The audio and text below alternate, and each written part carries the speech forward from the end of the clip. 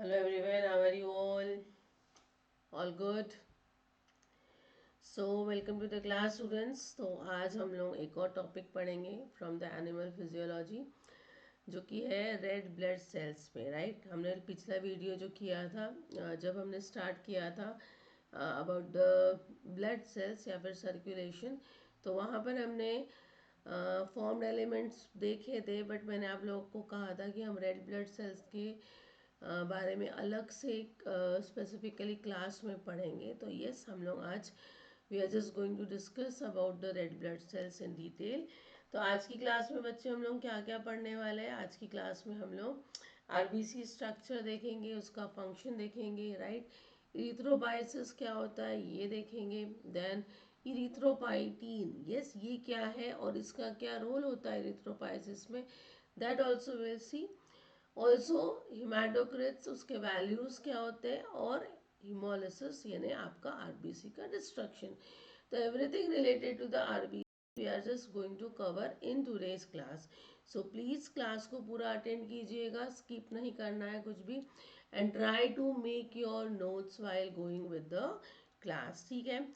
और ऑल्सो आप लोगों को स्क्रीन में दिख रहा है स्टूडेंट्स, जो बच्चे ने अभी तक चैनल को सब्सक्राइब नहीं किया है आप लोग सब्सक्राइब कर सकते हो। एज वेल एज आप इंस्टा और टेलीग्राम भी ज्वाइन कर सकते हो। आपका उसको लिंक आपको यहाँ पर शेयर किया गया है। यस, यूट्यूब लिंक भी है।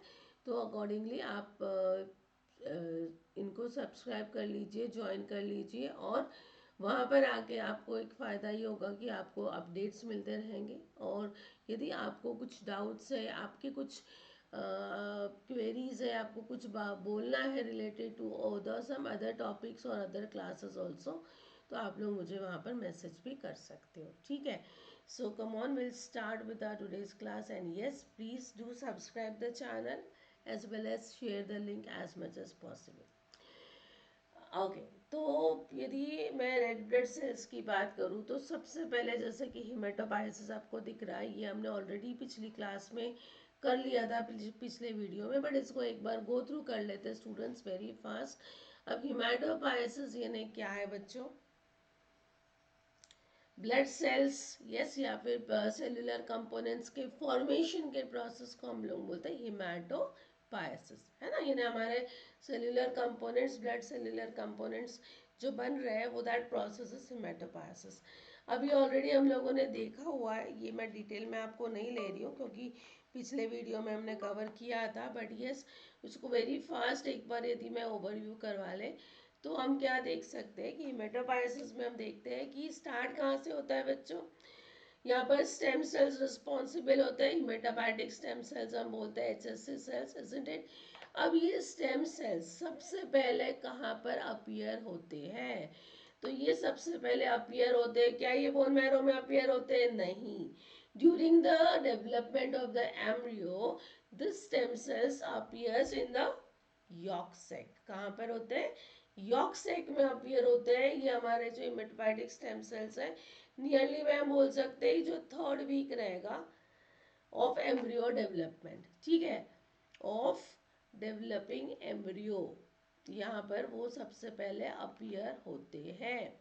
इसके बाद में स्टूडेंट्स ये सेल्स जैसे जैसे थर्ड वीक से लेकर हम बोलेंगे थर्ड मंथ तक, राइट, फीटल लीवर में आके माइग्रेट हो जाते हैं। यस, यानी यॉर्क सैक से ये कहाँ पर ये हो जाएंगे?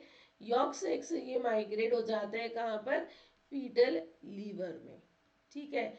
ये कब तक होता है? Nearly third month. ये एग्जैक्ट नहीं है, हम लोग जस्ट एक अप्रॉक्स टाइम बोल सकते हैं, इजंट इट। तो ये थर्ड मंथ। अब यहाँ पर थर्ड मंथ के बाद हम बोल सकते हैं कि जो लीवर है ये मेन ऑर्गन बन जाता है for this process of haematopoiesis. I think this is clear all of you. सिर्फ लीवर ही नहीं बट हाँ, कुछ अमाउंट ऑफ हिमेटोपाइसिस लीवर के अलावा स्प्लेन में, लिम्फ नोड्स में भी होता है, but mainly it is in the liver. इसके बाद में बच्चा लीवर से थर्ड मंथ के बाद जो फोर्थ मंथ आएगा फीटल लाइफ के, उस समय तक ये सारे सेल्स जो होते हैं कहाँ पर आ जाते हैं? अब ये आ जाते हैं बोन मैरो में, ठीक है, अब ये आ जाते हैं बोन मैरो में, ये हो जाता है नियरली 4th मंथ तक। ठीक है, अब ये बोन मैरो में कब तक रहेंगे? Now this will be till what, till the life, या फिर पूरा हम बोल सकते हैं कि आगे पूरा जितना भी समय रहेगा, द मेन साइड क्या रहेगी? अब ये बोन मैरो ही रहेगी, बट हाँ बोन मैरो रहेगी, बट हमने ये भी देखा था कि बोन मैरो में सभी जगह पर हिमेटोपाइसिस आखिरी तक सिमिलरली नहीं होता, isn't it? Till the time of birth हम बोलेंगे कि जैसे बर्थ होगा जब बच्चे का, तब तक हिमेटोपाइसिस लीवर में होना पूरी तरह से रुक जाएगा और वो पूरी तरह से शिफ्ट कवर हो जाता है बोन मैरो में। सारे बोन मैरोज जो होते हैं न्यूबॉर्न चाइल्ड के, यस दे आर एक्टिव, सभी बोन मैरोज में वहां पर द रेड सेल्स फॉर्मेशन या फिर ब्लड फॉर्मेशन होगा, ब्लड सेल्स फॉर्मेशन होगा प्यूबर्टी के बाद में बच्चों, राइट? नियरली आफ्टर प्यूबर्टी या फिर एग्जैक्टली हम बोलेंगे 20 साल के आसपास के बाद में मेटाबायोसिस थोड़ा सा लिमिटेड हो जाता है। वो होने लगता है कहाँ पर? सिर्फ सेंट्रल और एक्सियल स्केलेटल तक वहां पर लिमिटेशन में आ जाता है, लिमिटेड हो जाता है। जैसे स्कल बन हो गया, वर्टिब्रल कॉलम हो गया, सैक्रम, रिब्स, यस यहाँ पर ये लिमिटेड हो जाता है। सिमिलरली ह्यूमरस फीमर के जो प्रॉक्सिमल एंड्स रहेंगे वहां तक हम बोल सकते हैं। अब जो लॉन्ग बोन्स रहेंगे, फीमर है, यस ये कम एक्टिव हो जाएंगे जैसे जैसे एज बढ़ते जाएगी, यस। और पूरी तरह से ये शिफ्ट कहाँ पर हो जाएगा? फ्लैट बोन्स में शिफ्ट हो जाएगा, स्टर्नम, वर्टिब्रा, जैसे ही आपकी एज 60-70 तक जाएगी वैसे। ठीक है, तो इस तरह से हम बोल सकते हैं कि बोन मैरो तो रहेगा ही टिल एंड, बट यहाँ पर जो पोजीशंस है थोड़ा थोड़ा कम कम होते जाता है। Got it? तो ये मेटाबायोसिस था। अब आते हैं जो हमारा मेन आज का टॉपिक है, that is related to your red blood cells. If I talk about the red blood cells या फिर आरबीसी, इनका यदि हम शेप की बात करें स्टूडेंट्स, तो नॉर्मल आरबीसी का शेप क्या होता है? हम सभी को पता है बाइकॉनकेव होता है, इजंट इट? यदि मैं नॉर्मल आरबीसी की बात करूं, अदरवाइज अब नॉर्मल कह दिया तो सिकल सेल हो जाता है, इजंट इट? सिकल शेप हो जाता है कुछ, बहुत बड़े मॉलिक्यूल, बहुत बड़ा सेल भी बन जाएगा मैक्रोसाइट, बहुत छोटा है तो microsite, but yes normal RBC जो रहेगा वो कैसा होता है? वो होता है हमारा बाइकॉनकेव शेप में। उसमें भी हम ये देखते हैं कि जो उसका स्ट्रक्चर ये होता है बाइकॉनकेव तो रहेगा स्टूडेंट, साथ साथ में हम कहेंगे कि उसका जो ये बाहर का पोर्शन रहेगा, इजंट इट? क्या ये ज्यादा थिकर होता है और अंदर का थिन होता है? Yes yes, central region thin होता है स्टूडेंट्स, और जो बाहर का रीजन होता है वो कैसा होता है? वो हो जाता है thick. M I right? Biconcave shape में ये ना हम बात करेंगे कि यदि मीन डायमीटर देखें तो 7.8 माइक्रोमीटर्स का देखने को मिलता है। थिकनेस होती है 2.5 micrometres, yes at the thickest point, जो सबसे ज्यादा थिक होगा it could be like that much, और अप्रोक्सीमेट 1 माइक्रोमीटर या फिर उससे भी कम हो जाएगा बीच का पार्ट, दैट इज सेंटर। ठीक है, सिमिलरली एक हीमोग्लोबिन सॉरी एक आरबीसी में हम कहेंगे 29 पिकोग्राम्स ऑफ हीमोग्लोबिन रहेगा एक सेल में। ठीक है, सिमिलरली तो हम बोलेंगे कि यदि एवरेज वॉल्यूम आरबीसी का कितना होता है? 90 to 95 क्यूबिक माइक्रोमीटर होता है, तो हम कहेंगे कि 3 into 10⁻13 आरबीसीज में टोटल हीमोग्लोबिन कितना होना चाहिए? 900 ग्राम हीमोग्लोबिन होना चाहिए सर्कुलेटिंग ब्लड में, किसी भी अडल्ट मैन के उस ब्लड में। Got it? ये चीज हमको ध्यान में रखना है। अब यदि हम मैमल्स की बात करें, तो आरबीसी का जो स्ट्रक्चर होता है जब ये मैच्योर होता है, तो क्या आरबीसीज में ऑर्गेनेलीज होते हैं? सारे स्टार्टिंग में होते हैं, बट जैसे जैसे वो मैच्योर होने लगता है, यस मैच्योरिटी की तरफ जाते जाते it will lose its organelles, specifically the nuclei also, isn't it? Circulation में ह्यूमंस में आरबीसी का लाइफ स्पेन है नियरली 120 दिन, 120 डेज है, इजंट इट? मेन और वुमेन में आरबीसी का काउंट थोड़ा अलग अलग होता है, मेन में ज्यादा होता है as compare to the women. तो मेन में आरबीसी का काउंट एवरेज 5.4 मिलियंस पर म्यूएल रहेगा, और फीमेल में लिटिल बिट लेस होता है, इट इज नियरली 4.8 मिलियन पर म्यूएल। isn't it? It can little bit change, but yes, ये हम लोग जो देख रहे हैं ये सारे एवरेज फिगर्स की बात कर रहे हैं. अब यदि मैं एक नॉर्मल फंक्शन की बात करूँ तो आई थिंक आरबीसी का फंक्शन तो सभी को पता है, बट स्टिल इफ आई से तो क्या होना चाहिए, मेजर फंक्शन तो क्या है स्टूडेंट्स, फंक्शन ऑफ आरबीसी. यदि हम बात करें फंक्शंस मैं कह दूँ तो सबसे मेन और इम्पोर्टेंट तो हम यही कहेंगे कि ट्रांसपोर्टेशन में काम आ रहा है, isn't it? Transport of what, transport of haemoglobin. Haemoglobin का ट्रांसपोर्ट करवाता है, हीमोग्लोबिन का ट्रांसपोर्ट करवाता है. और हीमोग्लोबिन क्या कर रहा है, ये कैरी करता है किसको, it carries oxygen from lungs to heart. ठीक है. सिमिलरली हम कहेंगे कि वो कार्बन डाइऑक्साइड को लेकर जाएगा फ्रॉम द हार्ट, या फिर yes we can say the other body organs भी हम कहेंगे, yes tissue cells, isn't it? इस तरह से लेके जाना, और उसी का उल्टा काम भी करता है with the taking the waste material also. Am I right? Similarly students एक और चीज हो जाता है, ये जो आरबीसी है, आरबीसी में एक इम्पोर्टेंट एंजाइम प्रेजेंट होता है. That enzyme is carbonic anhydrase. Yes, it contains an enzyme carbonic anhydrase. क्या करता है कार्बोनिक अनहाइड्रेज, सभी को पता है. CO2 प्लस H2O क्या बना रहा है, H2CO3. H2CO3 ब्रेक डाउन होगा HCO3 और H प्लस आयन रिलीज करेगा. M I right? तो ये इसके कारण ये जो रिएक्शन करवाता है कार्बोनिक अनहाइड्रेस, ये क्या पॉसिबिलिटी बढ़ा देता है कि जो आपका वाटर रहता है ब्लड का, वो मिक्स हो जाएगा कार्बन डाइऑक्साइड के साथ में, CO2 का ट्रांसपोर्ट हो जाएगा इसके साथ में, और ये बाइकार्बोनेट फॉर्म करवा देगा. राइट? और ये फॉर्म में ये ट्रांसपोर्ट करवा देता है from the tissue to the lungs, जब CO2 को मुझे वापस लेकर जाना है तो. Am I right?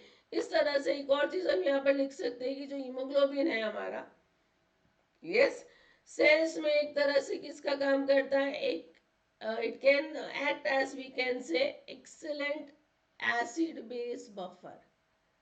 M I right? Acid base buffer का काम कर लेता है because of all this things that जो हमने अभी देखा, isn't it? तो ये कुछ फंक्शंस हो जाते हैं आरबीसी के. लेकिन और जो शेप है आरबीसी का, ये भी बायकॉनकेव, हम क्यों कहते हैं कि वो बायकॉनकेव है, और जिसमें बाहर का पार्ट थिक है अंदर का पार्ट थिन है, इस तरह से दिख रहा है.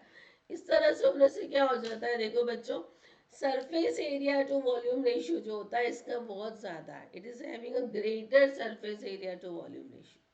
यस, जिसके कारण जो एक्सचेंज ऑफ गैसेस होगी वो क्या होगी, वो बहुत ज्यादा फास्ट होती है.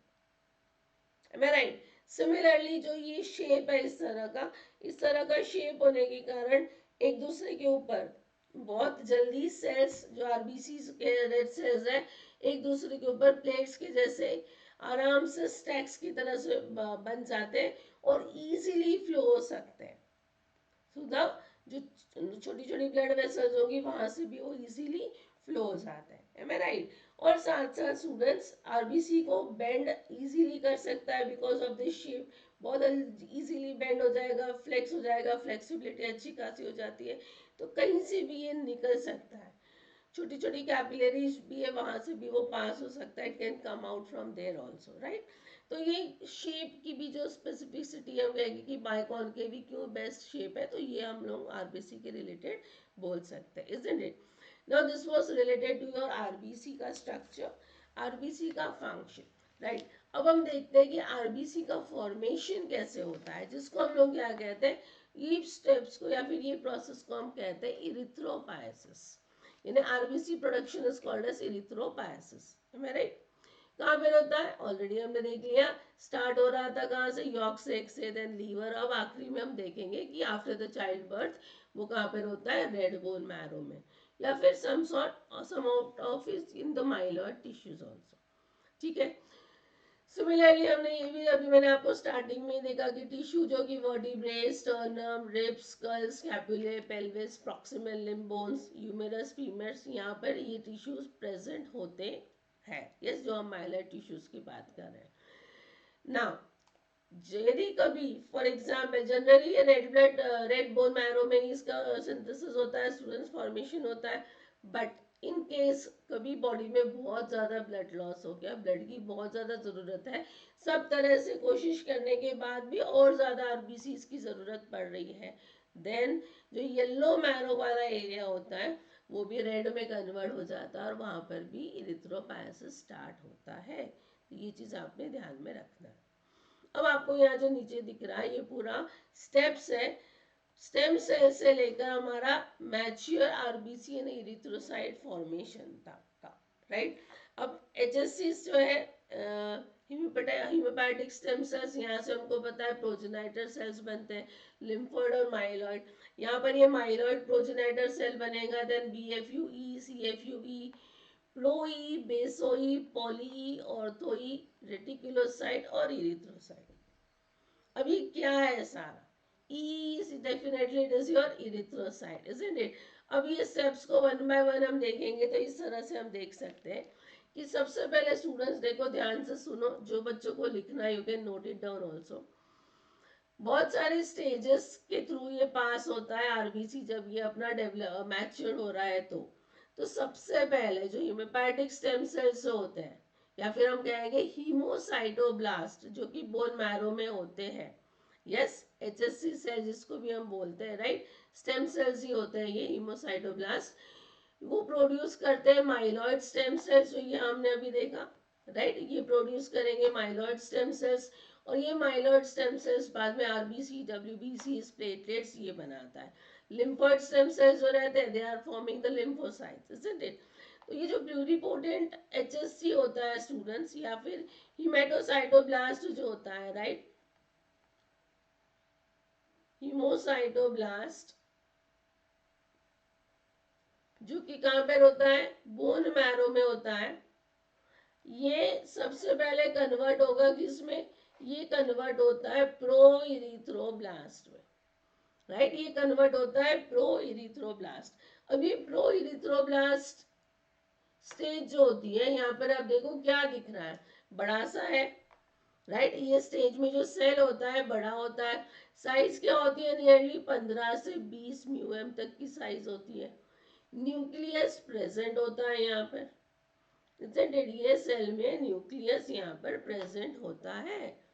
साथ साथ में एक चीज ध्यान में रखो कि ये स्टेज में सेल सरफेस पे स्टूडेंट्स एबीओ एंटीजन आके यहीं पर प्रेजेंट हो जाते हैं, बाइंड आ जाते हैं, फॉर्म हो जाते हैं, यहीं पे सरफेस पे लग जाते हैं, यही वाले स्टेज में, ठीक है, जो हम लोग ब्लड एंटीजन की बात करते हैं।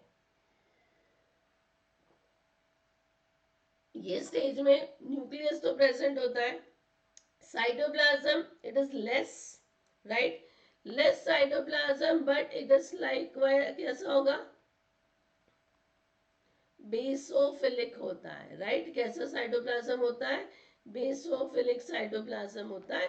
क्यों? क्योंकि इसमें प्रेजेंट होता है मेरा पॉलीराइबोसोम, राइट।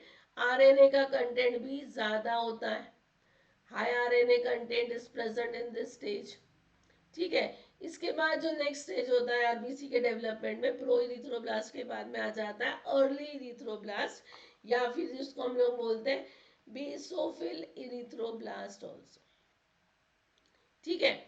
ये स्टेज में स्टूडेंट्स क्या हो जाता है? अभी सेल का साइज जो 15 से 20 म्यूएम तक का था यहाँ पर थोड़ा सा छोटा हो जाता है, हम बोल सकते हैं 12 से 16 म्यूएम तक का हो जाता है। ये स्टेज को बहुत बार नॉर्मोब्लास्ट भी कहते हैं, राइट। यहाँ पर क्या होता है स्टूडेंट्स? राइबोसोम का सिंथेसिस स्टार्ट होता है, राइबोसोम सिंथेसिस यहाँ पर होता है, राइट। साइटोप्लाज्म कैसा होता है? साइटोप्लाज्म स्कैंटीज रहता है, बहुत scanty cytoplasm, you can write it down. और अभी भी ये बेसोफिलिक ही होता है, right, scanty cytoplasm, basophilic. Nucleus होगा क्या? यस, न्यूक्लियस रहेगा, it is large nucleus will be there, chromatin strand के साथ में रहेगा, एम आई राइट। ये स्टेज में students we can say that little haemoglobin starts to accumulates, right, थोड़ा सा जो स्टार्टिंग हम कहेंगे एचबी का एक्यूमुलेशन स्टार्ट होगा, वेरी लिटिल, गॉट इट। इसके बाद अर्ली बेसोफिल इरिथ्रोब्लास्ट फेज के बाद में जो नेक्स्ट स्टेप आता है ना, जिसको हम इंटरमीडिएट इरिथ्रोब्लास्ट कहते हैं, या फिर हम पॉलीक्रोमैटोफिल इरिथ्रोब्लास्ट स्टेज भी कहते हैं इसी को। अब ये स्टेज में क्या होता है स्टूडेंट्स, ये किस स्टेज में स्पेसिफिकली हीमोग्लोबिन का एक्यूमुलेशन स्टार्ट होता है, सेल का वॉल्यूम यानी सेल की साइज और कम हो जाती है, 10 से 14 तक आ जाती है, एचबी का एक्यूमुलेशन अच्छी तरह से शुरू होने लगता है। यस, साइटोप्लाज्म कैसा होता है, यहाँ पर साइटोप्लाज्म पॉलीक्रोमैटोफिलिक होता है, इसीलिए हम पॉलीक्रोमैटोफिल इरिथ्रोब्लास्ट बोलते हैं। पॉलीक्रोमैटोफिल साइटोप्लाज्म यानी बेसोफिलिक आरएनए और एसिडोफिलिक हीमोग्लोबिन दोनों का मिक्सचर। तो यहाँ पर जो ब्लू कलर का साइटोप्लाज्म था, यहाँ पर ब्लू कलर का साइटोप्लाज्म है, यहाँ पर रेड एंड ब्लू हो जाएगा स्टूडेंट्स। ठीक है, जो साइटोप्लाज्म है ना उसमें रेड और ब्लू दोनों कलर दिखने को मिलेगा। क्यों? क्योंकि हम इसको बोलते हैं किस तरह का साइटोप्लाज्म है, पॉलीक्रोमैटोफिलिक, पॉलीक्रोमैटोफिलिक साइटोप्लाज्म। और उसका मतलब मैंने आपको क्या कहा, mixture of basophilic RNA, RNA कैसा रहेगा, it is basophilic, and your acidophilic क्या रहेगा, आपका हीमोग्लोबिन। ठीक है, तो ये चीज आपको ध्यान में रखनी है, इसीलिए हम ये स्टेज को बोलते हैं पॉलीक्रोमैटोफिल इरिथ्रोब्लास्ट। अब हाँ, यहाँ पर आप ध्यान में रखोगे कि जो न्यूक्लियस हो जाएगा, nucleus now starts to condense. Yes, तो न्यूक्लियस कैसा आएगा, कोर्स एंड कंडेंस, ये वाले स्टेज में। ठीक है, अब आता है next, that is your orthochromatic erythroblast, या फिर इसको हम लोग कहेंगे late normoblast. Yes, late normoblast भी कहते हैं इसको। ये स्टेज में क्या होता है स्टूडेंट्स, आपका सेल जो होता है ये और छोटा हो जाता है, 8 से 10 म्यूएम तक हो जाता है। अब ये जो साइटोप्लाज्म है, साइटोप्लाज्म एसिडोफिलिक हो जाता है पूरी तरह से। कैसा हो जाता है, एसिडोफिलिक हो जाता है। अब ये हमको पूरा रेड कलर का सेल दिखेगा यहाँ पर, राइट। ध्यान में आया, हीमोग्लोबिन प्रेजेंट रहता है, उसका एक्यूमुलेशन और अच्छे से होने लगता है, बहुत ज्यादा होने लगता है। दूसरे cell organelles, now it starts to come out. Yes, the other cell organelles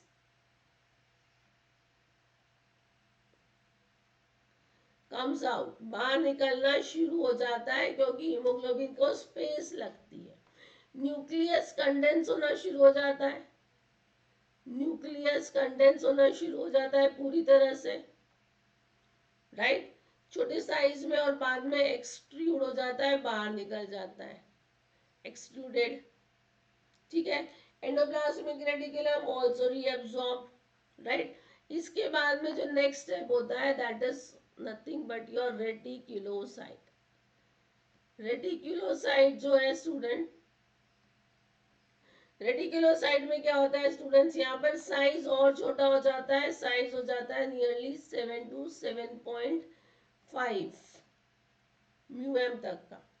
ठीक है, small amount of RNA present होता है, contains small amount of RNA.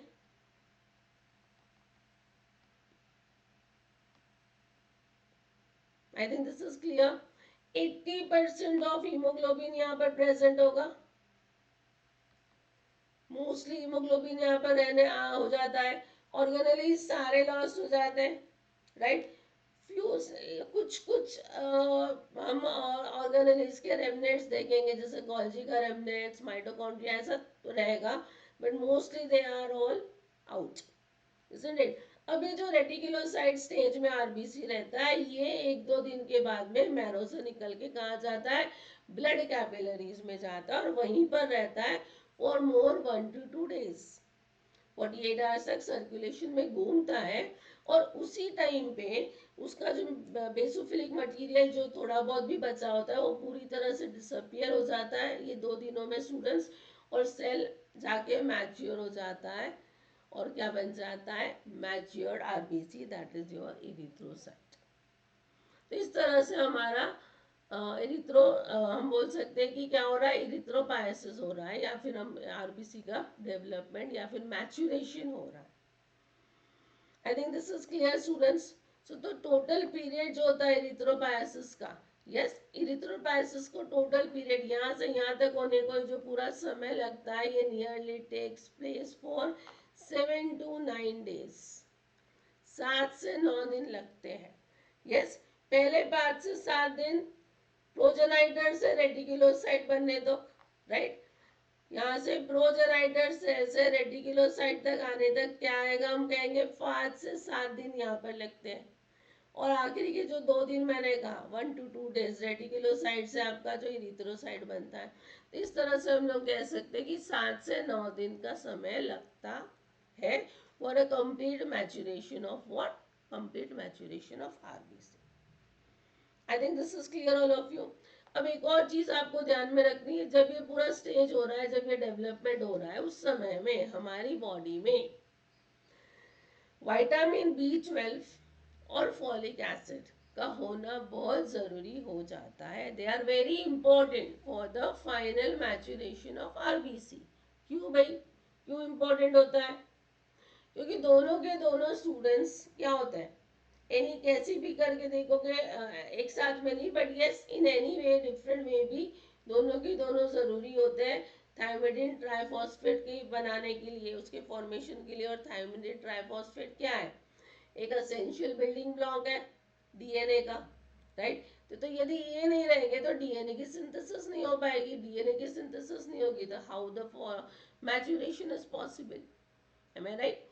तो यदि डेफिशिएंसी होती है विटामिन B12 की या फिर फॉलिक एसिड की, जिसके कारण डीएनए क्या हो जाएगा, एबनॉर्मल बनेगा या फिर नहीं बनेगा प्रॉपरली, राइट। जिसके कारण न्यूक्लियस का मैच्यूरेशन नहीं हो पाएगा, प्रॉपर सेल डिवीजन नहीं होगा, और इन ऑल आखिरी में जो आरबीसी मैच्यूरेशन है वो भी नहीं होगा। Got it. तो ये चीज आपको अच्छे से ध्यान में रखनी है कि ये दोनों की भी जरूरत बहुत ज्यादा होती है। हम कहते हैं ना इनके डेफिशिएंसी से एनीमियाज हो जाते हैं, राइट। तो एनीमिया होने के कारण भी हम यही बोलेंगे कि क्या हो रहा है, मैच्यूरेशन फेलियर हो जाएगा, ठीक है। तो you should remember this thing also, ये भी बहुत इंपॉर्टेंट हो जाता है आफ्टर दिस कि भाई अब आरबीसी का फॉर्मेशन तो हो गया। इसके बाद में स्टूडेंट्स एक और चीज हो जाती है, यहीं पर इसी को कंटिन्यू यदि हम बात करें तो, कि विटामिन B12 नहीं है, उसकी डेफिशिएंसी है, या फिर फॉलिक एसिड की डेफिशिएंसी है, तो बहुत बार क्या हो जाता है, ये इरिथ्रोब्लास्ट सेल है बोन मैरो के, ये कैसे सेल बनाना शुरू कर देता है, नॉर्मल आरबीसी की जगह पे नॉर्मल आरबीसी से बड़े लार्जर देन नॉर्मल सेल्स बनते हैं, और ऐसे लार्जर देन नॉर्मल सेल्स को हम कहते हैं मैक्रोसाइट। ये नॉर्मल नहीं, एबनॉर्मल सेल हो जाते हैं। यस, ये लार्जर देन नॉर्मल सेल्स हो जाते हैं। इनकी मेम्ब्रेन बहुत ही पतली फिल्म सी मेम्ब्रेन होती है, यस, बहुत ही पतली सी फिल्म सी मेम्ब्रेन हम बोल सकते हैं इनकी। इरेगुलर शेप होता है, लार्ज शेप होता है, ओवल शेप होता है स्टूडेंट्स, बहुत ही प्योरली पुअरली डेवलप्ड सेल होते हैं। ये सेल्स सर्कुलेशन में नॉर्मल आरबीसी की तरह जाते हैं, आपका हीमोग्लोबिन को भी रहता है उसमें, ऑक्सीजन को ट्रांसफर भी करते हैं, कैरी भी करते हैं ऑक्सीजन को, लेकिन बहुत ही फ्रजाइल होता है। यस, फ्रजाइल होने के कारण इनका हाफ लाइफ बहुत कम रहता है। 120 तो हमारा नॉर्मल आरबीसी का है, उससे 1/3 या फिर 1/2, आधा या फिर 1/3 जितना इनका हाफ लाइफ हो जाता है। तो ये बहुत ही कम समय तक सर्कुलेशन में रह सकता है। इसीलिए विटामिन B12 और फॉलिक एसिड की डेफिशिएंसी से क्या हो जाता है, मैच्यूरेशन प्रॉपरली नहीं हो पाता, ये आपको ध्यान में रखना है, ठीक है। नेक्स्ट आते हैं हम लोग कि आरबीसी फॉर्मेशन में फिर एक इंपॉर्टेंट हार्मोन का भी बहुत रोल होता है, that is your erythropoietin, isn't it. Formation में भी होता है और रेगुलेशन में भी होता है। रेगुलेशन कैसे करता है कि फॉर एग्जांपल जब हमारी बॉडी में आरबीसी की जरूरत है, तो यस, इरिथ्रोपाइटिन की हेल्प से रेड सेल्स का फॉर्मेशन बहुत फास्ट होता है, मैचुरेशन फास्ट होने लगता है, तो बॉडी की जो ज़रूरत है वो पूरी हो जाती है। एक बार बॉडी की ज़रूरत पूरी हो गई कि नहीं, रेड सेल्स प्रॉपर हो गए, आपका ट्रांसफ़र प्रॉपर हो रहा है, ऑक्सीजन ट्रांसपोर्ट हो रहा है, एवरीथिंग इज डन, तो बहुत ज़्यादा आरबीसी भी नहीं होना चाहिए फिर। तो बाद में ये क्या करता है, ये कंट्रोल भी कर देता है, रेगुलेट कर देता है, right, by decreasing it's concentration. इस तरह से रेगुलेशन में हेल्प करता है इरिथ्रोपाइटिन। तो थोड़ा सा हम लोग इसके बारे में भी पढ़ेंगे। तो स्टूडेंट्स आप देखो, ये फ्लो चार्ट में दिया, इसी से आपको सारा चीज समझ में आ जाएगा।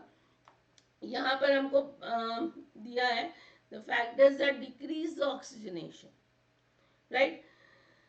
तो यहाँ पर स्टूडेंट्स, जब भी हमारे बॉडी में लो ब्लड वॉल्यूम हो गया, एनीमिया वाला कंडीशन हो गया, हीमोग्लोबिन का कॉन्सेंट्रेशन कम है, पुअर ब्लड फ्लो है, किसी तरह की लंग डिजीज, पल्मोनरी डिजीज है, हाइपोक्सिया वाला कंडीशन है, इन ऑक्सीजन का कॉन्सेंट्रेशन बहुत कम है बॉडी में, राइट। तो क्या होता है स्टूडेंट्स, ऐसे समय पे सिग्नल निकलता है, यस, और ये सिग्नल कहा जाता है ना, टिश्यू ऑक्सीजनेशन डिक्रीज होगा। इन सब के कारण क्या होता है बेटा, टिश्यू ऑक्सीजनेशन कम होता है ना, टिश्यू तक ऑक्सीजन नहीं पहुंच पाता है, इन्हें हम कहेंगे कि हाइपोक्सिया वाला कंडीशन हो जाएगा। ऐसे कंडीशन में क्या हो जाता है, किडनी को सिग्नल मिलता है, राइट, किडनी को सिग्नल जाता है और किडनी क्या करती है, इरिथ्रोपाइटिन का स्टिमुलेशन स्टार्ट करती है, राइट, इरिथ्रोपाइटिन का फॉर्मेशन स्टार्ट करती है। इरिथ्रोपाइटिन कहाँ बनता है, नहीं बन रहा है वो किडनी में। इरिथ्रोपाइटिन का फॉर्मेशन बढ़ता है because of decrease in all this things, yes, ये सारी चीजों के कारण इरिथ्रोपाइटिन बन के किडनी से निकलता है, कहाँ जाएगा, ये जाएगा मैरो में, यस, बोन मैरो में जो एचएससी सेल होते हैं इनके पास जाएगा और वहां पर जाके स्टिमुलेट करवाएगा formation of this proerythroblast from this HSC cells, ठीक है। एक बार प्रो इरिथ्रोब्लास्ट बनना शुरू हो जाएंगे, अब ये इरिथ्रोपाइटिन क्या करेगा, ये सेल को बहुत ही फास्ट, ये जो पूरा मैचुरेशन वाला टाइम होता है ना, ये मैचुरेशन वाला टाइम बहुत फास्ट करवाने की कोशिश करेगा, राइट। ये ना जितने भी इरिथ्रोब्लास्टिक स्टेजेस अभी हमने देखे वो सारे स्टेजेस को जल्दी जल्दी पार करवाएगा, क्योंकि सारे स्टेजेस तो करने पड़ेंगे। इस तरह से आरबीसी डेवलपमेंट को स्पीड अप करवाता है, ठीक है। फिर भी इतना फास्ट करने के बाद भी स्टूडेंट्स, ऐसा नहीं होता है कि अभी हाइपोक्सिया वाली कंडीशन हो गई या फिर अभी एनीमिक कंडीशन है और इरिथ्रोपाइटिन जैसे ही रिलीज हुआ तुरंत आर सेल्स का काउंट बढ़ जाएगा, तुरंत नहीं होता है। इसको भी बेटा 3 से 5 दिन कम से कम लगते हैं, राइट। दो ये 2 से या फिर 3 से 5 दिन हम कहेंगे कम से कम लगते हैं for the cells to appear in the circulation. क्यों, क्योंकि मैचुरेशन को उतना टाइम लगेगा। जो नॉर्मल मैचुरेशन हमने कहा कि 7 से 9 दिन लगता है, राइट, ये 7 से 9 दिन को ये कम से कम फास्ट करके कम करवा देता है, 3 से 5 दिन तो भी करवाता है, बट इतने दिन तो भी लगेंगे। बट इतने दिन में हमारी बॉडी में सेल्स का काउंट बढ़ना शुरू हो जाता है, आरबीसीज बढ़ जाते हैं because of the role of this erythropoietin. एक बार इनफ आरबीसी बन जाएंगे, एडिक्वेट अमाउंट ऑफ ऑक्सीजन आपका सप्लाई होने लगेगा टिश्यू में, तो क्या हो जाएगा, टिश्यू ऑक्सीजनेशन एडिक्वेट हो जाएगा, तो इरिथ्रोपाइटिन कम हो जाएगा, उसका कॉन्सेंट्रेशन डिक्रीज हो जाएगा और इस तरह से ये पूरा रेगुलेट हो जाता है। समझ में आया। तो इरिथ्रोपाइटिन किस तरह से रेगुलेशन में हेल्प करता है और किस तरह से हाइपोक्सिया कंडीशन में, एनीमिक कंडीशन में, ये सारी कंडीशन में इरिथ्रोपाइटिन किस तरह से आरबीसी फॉर्मेशन में या फिर मैचुरेशन में हेल्प करता है, ठीक है। तो अभी इरिथ्रोपाइटिन हार्मोन जो है ये किडनी से जो रिलीज होता है, थोड़ा बहुत हम इसके बारे में भी देख लेते हैं, क्योंकि जब हम हार्मोन्स पढ़ते हैं ना तो जनरली ये छोटे छोटे जो है इनको हम स्किप कर देते हैं या फिर भूल जाते हैं। तो बेटर वे, हम जब आज पढ़ ही रहे हैं तो मैंने सोचा हम इरिथ्रोपाइटिन के बारे में भी थोड़ा सा देख लेते हैं। तो ये जो हार्मोन है स्टूडेंट्स, 85% कहाँ बनता है, किडनी में ही बनता है। बचा हुआ जो 15% है हम कहेंगे लीवर में इसका सिंथेसिस होगा। ठीक है, तो मेनली सिंथेसिस कहाँ होता है? किडनी के जो इंटरस्टिशियल सेल्स होते हैं, आई सेल्स जो होते हैं, है ना, पेरिट्यूबुलर बेड में, वहां पर इसका प्रोडक्शन होता है। और लीवर की यदि मैं बात करूं तो यहाँ पर पेरीवेनस हिपैटोसाइट्स होते हैं, यहाँ पर इसका प्रोडक्शन होता है। लेकिन ज्यादातर कहाँ हो रहा है? किडनी में ही होता है। ठीक है, ये एक तरह का ग्लाइकोप्रोटीन है, सर्कुलेटिंग ग्लाइकोप्रोटीन हम बोल सकते हैं, जिसका मॉलिक्यूलर वेट 34,000 के करीब है। राइट, 165 अमाइनो एसिड रेसिड्यू से बना होता है, 4 ओलिगोसैकेराइड चेन्स है, और ये चारों चेन्स इंपॉर्टेंट होते हैं उसकी एक्टिविटीज के लिए। Got it? प्रोड्यूस्ड हो रहा है किडनी में और सम अमाउंट इन लीवर। इसका इनएक्टिवेशन होता है स्प्लिन में, सॉरी, इनएक्टिवेशन होता है लीवर में। ठीक है, हाफ लाइफ कितना है बेटा? हाफ लाइफ है इसका नियरली 5 घंटे। सर्कुलेशन में ये 5 घंटे तक रहता है। ये देखा जाता है कि यदि किसी पर्सन को किडनी डिजीज है, सीवियर किडनी फेलियर हो गया, या किडनी डिजीज हो गई, या किडनी काम नहीं कर पा रही है प्रॉपरली, या फिर किसी की दोनों किडनीज रिमूव हो गई है या डिस्ट्रॉय हो गई है, तो ये ऐसे पर्सन में देखा गया है कि वो जनरली एनीमिक रहता है। क्यों? क्योंकि 85% इरिथ्रोपाइटिन आपको कहाँ से बन रहा है? किडनी से बन रहा है, तो ये तो नहीं बन पाएगा। बचा जो 10 से 15% आपका लीवर से बन रहा है, इतना ही बनेगा। इतना इरिथ्रोपाइटिन सफिशिएंट नहीं होता है हमारी बॉडी के सेल डेवलपमेंट में। ठीक है, तो इसीलिए ऐसे पर्सन जनरली क्या होते हैं? वो एनीमिक होते हैं यदि उनको किडनी डिजीजेस है, किडनी फेलियर हो रहा है, या फिर दोनों किडनीज किसी की नहीं है, रिमूव हो गई है, तो देखा गया ऐसा। I think this is clear.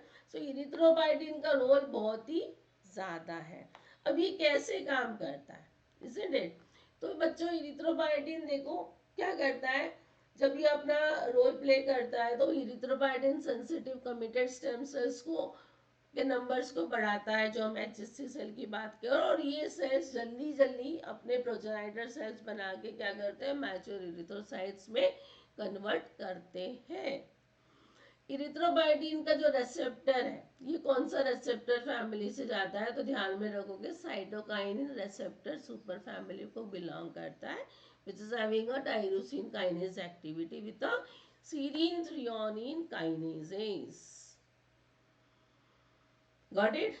Apoptosis रोकता है ये रेड सेल्स की, और ग्रोथ और डिवीजन को, डेवलपमेंट को बढ़ाता है। Got it? Renal tissue hypoxia जब होता है, यहाँ पे जब ऑक्सीजन का लेवल कम होता है, तो यहाँ पर हमको पता है HIF, yes, hypoxia inducible factor 1, ये इसका अमाउंट बढ़ जाता है। अब ये इरिथ्रोपाइटिन HIF के साथ में बाइंड करता है during the hypoxic condition. Yes, erythropoietin gene इसके साथ में बाइंड करेगा और ट्रांसक्रिप्शन को इंड्यूस कराएगा, और इस तरह से इरिथ्रोपाइटिन की सिंथेसिस बढ़ती है। राइट, तो इरिथ्रोपाइटिन कैसे सिंथेसाइज्ड हो रहा है? हाइपोक्सिक कंडीशन में HIF के साथ में इरिथ्रोपाइटिन जीन बाइंड करके mRNA ट्रांसक्रिप्शन करवाएंगे, एंड देन उसका सिंथेसिस बढ़ता है। आई होप दिस इज क्लियर। तो इरिथ्रोपाइटिन, हम इरिथ्रोपाइसिस पढ़ते हैं, रोल ऑफ इरिथ्रोपाइटिन भी पढ़ते हैं, बट बहुत बार हम इरिथ्रोपाइटिन हार्मोन एज सच क्या करता है, कहाँ पर है, किस तरह से रोल प्ले करता है, इसको हम बहुत नहीं पढ़ लेते हैं। तो आई थिंक ये आज की क्लास में आपका ये क्लियर हो चुका है। राइट, तो हम बोल सकते हैं कि इरिथ्रोपाइसिस जो स्टिमुलेट हो रहा है, ये जो हार्मोन हो रहा है, वो है हमारा पेप्टाइड हार्मोन इरिथ्रोपाइटिन, या फिर बहुत बार इसको EPO या फिर इरिथ्रोपाइसिस स्टिमुलेटिंग हार्मोन भी बोलते हैं। ठीक है, तो ये चीज आपको ध्यान में रखना है। इसके बाद में स्टूडेंट्स एक और टॉपिक ले लेते हैं थोड़ा सा। कभी कभी यहाँ से क्वेश्चंस पूछ लिए जाते हैं, इसीलिए इसको भी कवर करना, जब हम पढ़ ही रहे RBC का, तो इसको भी कर लेते हैं। यहाँ पर दिखा है जो हमारा रेड सेल्स का जो पैक्ड वॉल्यूम रहता है ना, ये हम पैथोलॉजी टेस्ट वगैरह जब कराते हैं, इस समय में ये सारे टर्म्स हम देखते हैं। तो हिमेटोक्रिट बोला जाता है। हिमेटोक्रिट यानी एक तरह का पैक्ड सेल वॉल्यूम जो होता है, this is called as your haematocrit, यानी नंबर ऑफ रेड सेल्स, जो कि एक्सप्रेस यदि मुझे करना है कि कितने नंबर ऑफ सेल्स है, उसको हम बोलेंगे हिमेटोक्रिट। ठीक है, तो हिमेटोक्रिट नॉर्मल वैल्यू यदि मैं परसेंटेज की बात करूं तो मेल और फीमेल में कितना होता है, मेल में 47% और फीमेल में 42%, राइट। हीमोग्लोबिन का परसेंटेज कितना होना चाहिए, नॉर्मली मेल में 16 और फीमेल में 14। आरबीसी ऑलरेडी हमने पढ़ लिया था, मेल में 5.4, राइट, और फीमेल में 4.8 मिलियंस पर ml हम बात कर रहे थे। अब यहाँ पर आपको कुछ और टर्म्स भी दिख रहे हैं। अब ये टर्म्स का मतलब क्या होता है, पहले आपको दिया है मीन कॉर्पस्कुलर वॉल्यूम। अब mean corpuscular volume that is वहां पर आपको शॉर्ट में दिया भी है, जस्ट यस, यहाँ पर आपको शॉर्ट में दिया भी है, दैट इज योर एमसीवी। तो what is this MCV? MCV यानी रेशियो है स्टूडेंट्स, किसका रेशियो है, HCT अपॉन आरबीसी, यानी मेरा जो हिमेटोक्रिट है, राइट, उसका रेशियो है with the RBC count, number of RBC कितने रहेंगे, राइट। इन दोनों को यदि डिवाइड करेंगे, मल्टीप्लाई बाय 10 करोगे, तो आपकी जो वैल्यू आएगी वो रहेगी हमारी एमसीबी, यानी मीन कॉर्पस्कुलर वॉल्यूम। तो नॉर्मल वैल्यू मेल और फीमेल दोनों में सेम होती है, नियरली 87 के आसपास आती है, राइट। यहाँ पर हम प्लस माइनस 10 कर सकते हैं वैल्यूज में, ये ना 87 से 97 या फिर 77 के बीच में वहां पर यदि वैल्यूज आती तो इट्स ओके, दिक्कत वाली बात नहीं होती है। लेकिन इससे कम वैल्यू यदि आ जाती है, प्लस माइनस 10 कर दिया इन्हें, तो इन्हें लो एमसीवी यदि आता है स्टूडेंट्स, लो एमसीवी वैल्यू हम यदि हम कहेंगे, तो इससे क्या फॉर्म बन जाता है, यहाँ से आ जाता है, सेल जो रहते हैं ना बहुत छोटे बनते हैं, अंडर साइड सेल्स, यानी माइक्रोसाइटिक बोल सकते हैं इसको, माइक्रोसाइटिक सेल्स बन जाते हैं, राइट। डेफिशिएंसीज, आयरन डेफिशिएंसीज वगैरह में हम ये देखते हैं। हाई एमसीवी काउंट हो गया प्लस 10 के ऊपर, ठीक है ना, 87 प्लस 10 97, 100 के ऊपर यदि हम चले गए यहाँ पर, तो यहाँ पर हम बोलेंगे ओवरसाइज, जो मैंने आपको कहा था ना मैक्रोसाइटिक सेल, ऐसे मैक्रोसाइट्स बनना शुरू हो जाते हैं। ये जनरली जैसे मैंने आपको कहा था विटामिन B12 या फिर फॉलिक एसिड की डेफिशिएंसी से, जिसके कारण मैचुरेशन प्रॉपर्ली नहीं हो पाता है, ठीक है। सिमिलरली एक और टर्म होता है MCH, यानी मीन कॉर्पस्कुलर हीमोग्लोबिन। ये रिप्रेजेंट करता है अमाउंट ऑफ हीमोग्लोबिन स्टूडेंट्स, किसी भी एवरेज आरबीसी, और उसको हम डिफाइन करेंगे इस तरह से, haemoglobin multiply by 10 upon RBC. यहाँ पर हमने HCT लिया था ना, टोटल ब्लड काउंट, यहाँ पर हम लेंगे विथ योर हीमोग्लोबिन, इसीलिए मीन कॉर्पस्कुलर हीमोग्लोबिन बोला है, ठीक है। कितना होना चाहिए, नियरली 29 दोनों में, गॉट इट। यहाँ पर भी मैं प्लस माइनस वैल्यू ले सकती हूँ, that could be 4, plus minus 4 की वैल्यू हम लोग यहाँ पर काउंट कंसिडर कर सकते हैं। इसके बाद में आया एक और term, that is your mean corpuscular haemoglobin concentration. तो यहाँ पर MCHC हम कहते हैं, यानी ये एवरेज रिप्रेजेंट करता है, average of haemoglobin upon what, average of RBC. ये आरबीसी नंबर है और ये हीमोग्लोबिन का नंबर है, तो number of total average of haemoglobin upon average of RBC को यदि मैं बात करूँ, उसको 100 से मल्टीप्लाई करेंगे ना, परसेंट हो जाएगा, तो मेरा आ जाएगा क्या, MCHC आएगा, जिसकी वैल्यू नॉर्मली दोनों में 34 होनी चाहिए। यहाँ पर भी हम प्लस माइनस 2 को कंसिडर कर सकते हैं, ठीक है। यहाँ पर ध्यान में रखो, यदि MCHC का नंबर, राइट, लो MCHC आ जाता है, यदि ये कम रहता है, जो 34 है, 34 से -2 भी कर दिया, 32 कह दिया, और उससे भी कम यदि वैल्यू आ जाती है, तो जो केस आ जाता है, कंडीशन होती है, इसको हम कहते हैं हाइपोक्रोमिया। क्या कहते हैं, हाइपोक्रोमिया। हाइपोक्रोमिया में हीमोग्लोबिन का कंटेंट जो रहता है, यस बहुत कम हो जाता है, यानी हीमोग्लोबिन का कॉन्सेंट्रेशन जो सेल में रहेगा वो क्या हो जाएगा, बहुत कम होता है। ये चीज़ आपको ध्यान में रखना है। ये देखो यहाँ पर हमने कहा था माइक्रोसाइट और मैक्रोसाइट कैसे बनते हैं, एमसीबी के डिपेंड करेंगे हम लोग। 9 mm के ऊपर यदि डायमीटर रहा सेल का नॉर्मल इरिथ्रोसाइट्स का, तो वो हम नॉर्मल नहीं कहेंगे, लार्जर वाला कहेंगे, जिसको हम मैक्रोसाइट कहते हैं। इरेग्युलर फ्लिम्सी मेम्ब्रेन होता है, मैंने इसके पहले आपको बता दिया सर्कुलेशन में जाएगा, लेकिन उसका हाफ लाइफ बहुत ही कम रहेगा।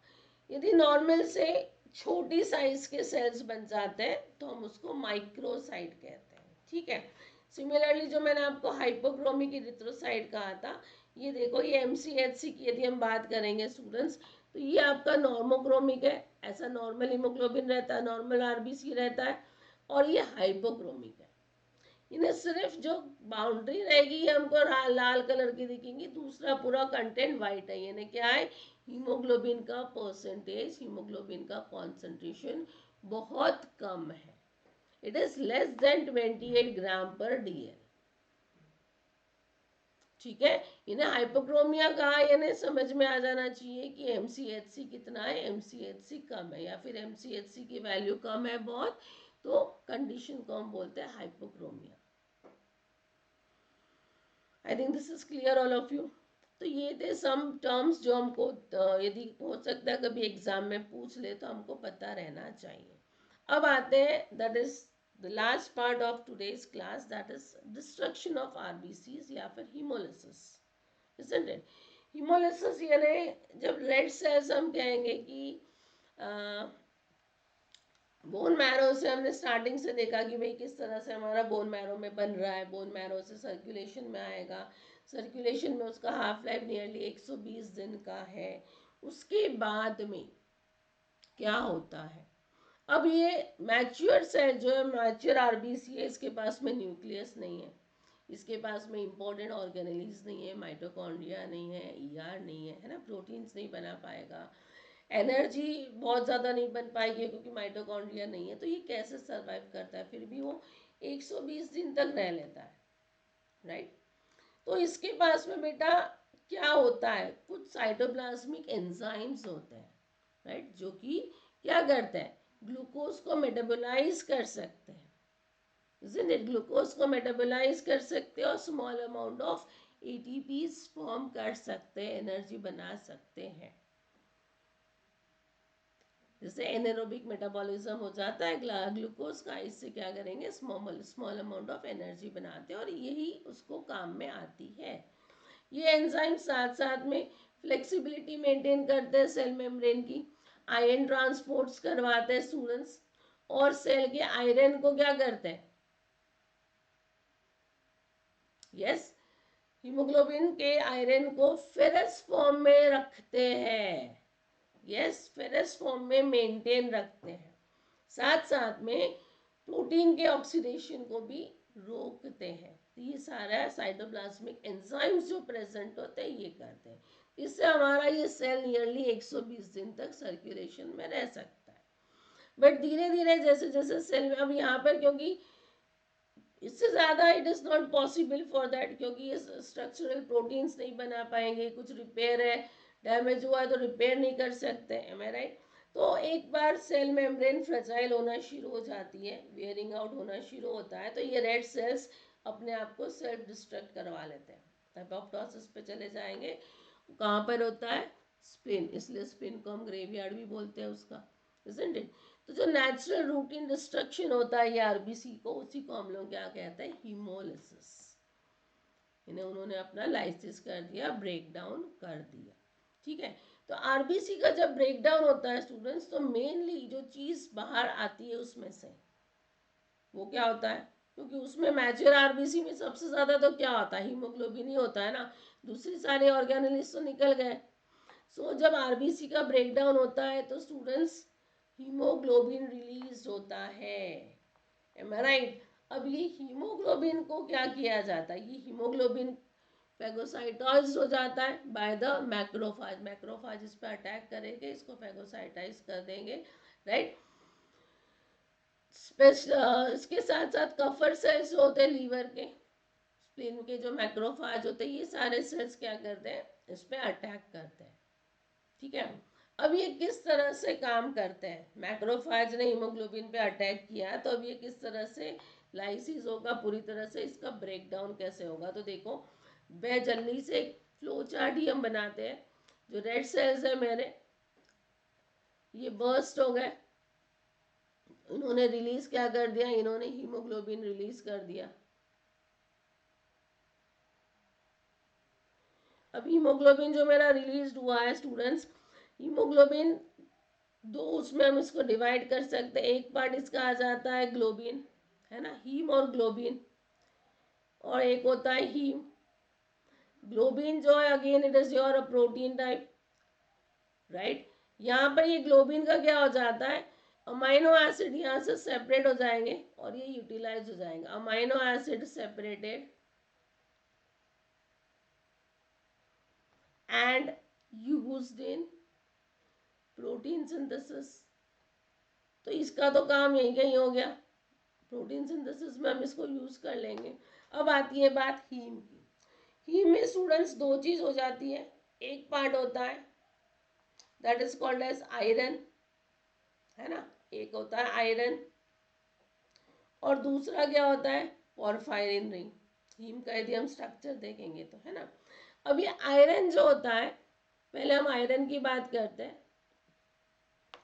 आयरन जो होता है स्टूडेंट्स, ये फेरिक फॉर्म में रहेगा, राइट।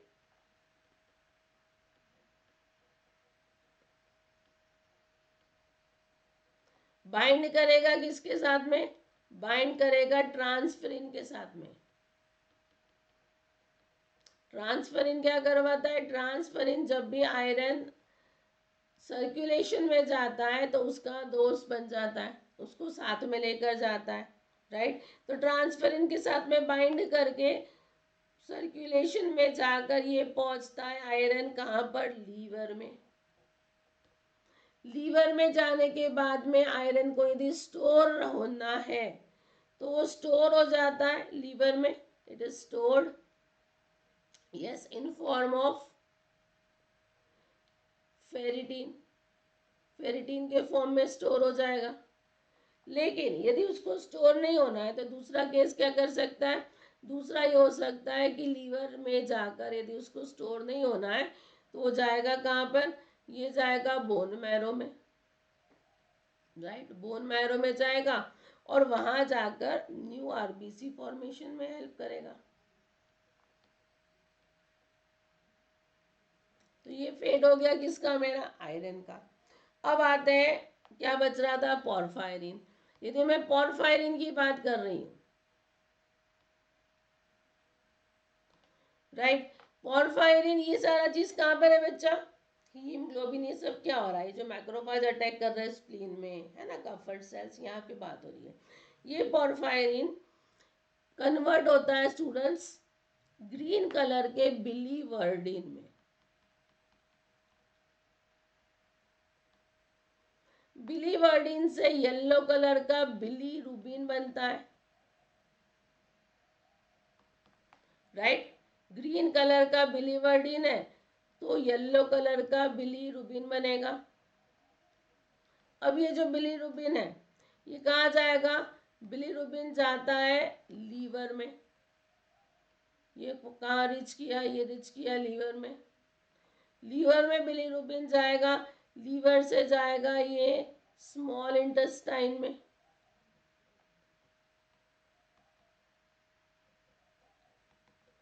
स्मॉल इंटेस्टाइन में कुछ बैक्टीरिया इस पे एक्ट करेंगे स्टूडेंट्स, और ये बिलीरुबिन कन्वर्ट हो जाता है किसमें, यूरोबिलिनोजन में। तो हम कहेंगे कि स्मॉल इंटेस्टाइन में बिलीरुबिन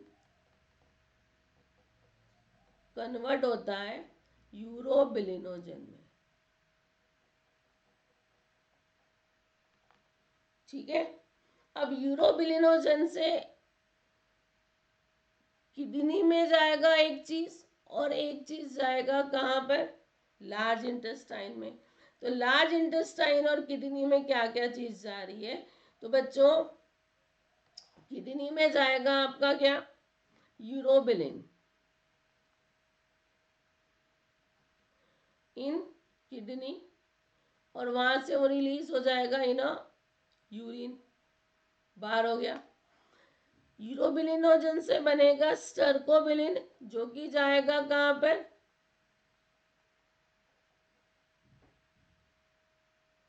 स्टर्कोबिलिन, ये जाएगा लार्ज इंटेस्टाइन में, और ये भी बाहर आ जाएगा, यस, इन फीसिस। ठीक है, तो इस तरह से ये पार्ट जो है, ये पार्ट पूरा क्या हो गया, ये पार्ट पूरा रिमूव हो गया। ये हमारा यूज्ड हो रहा है आरबीसी फॉर्मेशन में या फिर स्टोर होगा, और ग्लोबिन पार्ट भी अगेन प्रोटीन सिंथेसिस में यूज्ड अप हो जाएगा, वहां पर काम आ जाएगा। ठीक है, तो इस तरह से हम कहेंगे कि जो मेरा हीमोलिसिस है, राइट, इस तरह से हीमोलिसिस होता है। आई थिंक ये फ्लो चार्ट इस तरह से जो हमने बनाया, ये बहुत ही इजी पड़ेगा आपको ध्यान रखने के लिए, राइट। इस तरह से आप लोग ध्यान में रख सकते हो और इसको याद कर सकते हो। I hope this much is clear to all of you. तो ये हो जाता है मेरा completely about your RBC. Next वाली जो क्लास रहेगी, इसके आगे का पार्ट हम पढ़ेंगे, ये सर्कुलेशन में क्या होता है, किस तरह से है। हीमोग्लोबिन को भी हम एक क्लास में डिटेल में पढ़ेंगे कि हीमोग्लोबिन का स्ट्रक्चर क्या होता है, उसकी टाइप्स क्या होता है, ये सारी चीज़ें। Different types of anaemia also I am planning to take it out. और आपको मैं डेफिनेटली आपके सारे इंपॉर्टेंट टॉपिक्स कवर करने वाली हूँ एनिमल फिजियो जब हम पढ़ रहे हैं उसके under. But still if you feel कि आपको कुछ और नए topics, apart from this also, right, हम बहुत सारे दूसरे टॉपिक्स भी कवर करेंगे, सिर्फ एनिमल फिजियो नहीं पढ़ने वाले, हम लोग बहुत सारी चीज़ें पढ़ेंगे that is going to be useful for your exams and everything. But आपको भी कोई स्पेसिफिक टॉपिक ऐसा लग रहा है कि डिफ़िकल्ट है और हमने लेना चाहिए, तो यू कैन जस्ट मुझे मैसेज कर सकते हो। टेलीग्राम का मैंने आप लोगों को लिंक दिया है, आप इंस्टा में ज्वाइन कर सकते हो, आप यूट्यूब चैनल को सब्सक्राइब कर लीजिए, you can directly message me there also, right. So I hope the class was useful for you, जो हमने पढ़ा आपको समझ में आया। डेफिनेटली कुछ क्लासेस करने के बाद में हम इसके ऊपर कुछ क्वेश्चंस की भी प्रैक्टिस करेंगे students, so don't worry about that also. Practice questions भी हम लोग करेंगे ताकि आपको पता चले कि आप जो पढ़ रहे हो, राइट, वो आपको कितना समझ में आ रहा है और कितना आप उसको लर्न कर पा रहे हो। Got it. सो जस्ट इसीलिए आपको क्या करना है, आपको चैनल को सब्सक्राइब करना है। So please subscribe the channel, right.